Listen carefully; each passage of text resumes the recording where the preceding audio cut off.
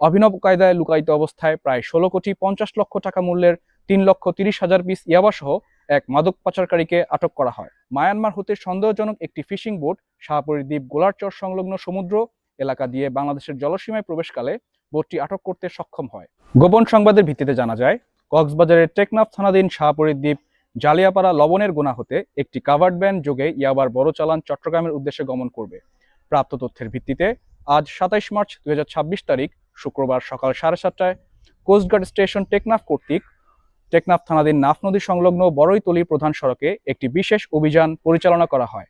অভিযান চলাকালীন উক্ত এলাকায় একটি সন্দেহজনক কাভার্ড ভ্যানে তল্লাশি চালিয়ে পাটাতনের নিচে বিশেষভাবে প্রস্তুতকৃত গোপন চেম্বারের ভিতরে অভিনব কায়দায় লুকায়িত অবস্থায় প্রায় ১৬,৫০,০০,০০০ টাকা মূল্যের ৩,৩০,০০০ পিস ইয়াবাসহ এক মাদক পাচারকারীকে আটক করা হয়।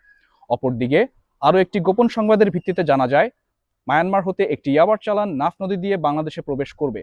প্রাপ্ত তথ্যের ভিত্তিতে বাংলাদেশ কোস্টগার্ড কর্তৃক উক্ত এলাকায় রেডার নজরদারি ও বিশেষ টহল বৃদ্ধি করা হয়। অতঃপর আজ ২৭ মার্চ ২০২৬ তারিখ শুক্রবার মধ্যরাত ২টায় মায়ানমার হতে সন্দেহজনক একটি ফিশিং বোট শাহপরী দ্বীপ গোলারচর সংলগ্ন সমুদ্র এলাকা দিয়ে বাংলাদেশের জলসীমায় প্রবেশকালে কোস্টগার্ড আউটপোস্ট শাহপরী কর্তৃক উক্ত এলাকায় একটি বিশেষ অভিযান পরিচালনা করে বোটটি আটক করতে সক্ষম হয়।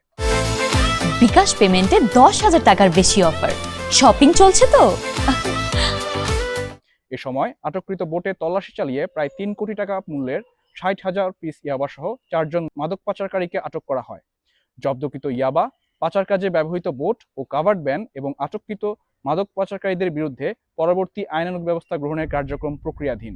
মাদক পাচার প্রতিরোধে কোস্টগার্ড ভবিষ্যতেও এ ধরনের অভিযান অব্যাহত রাখবে।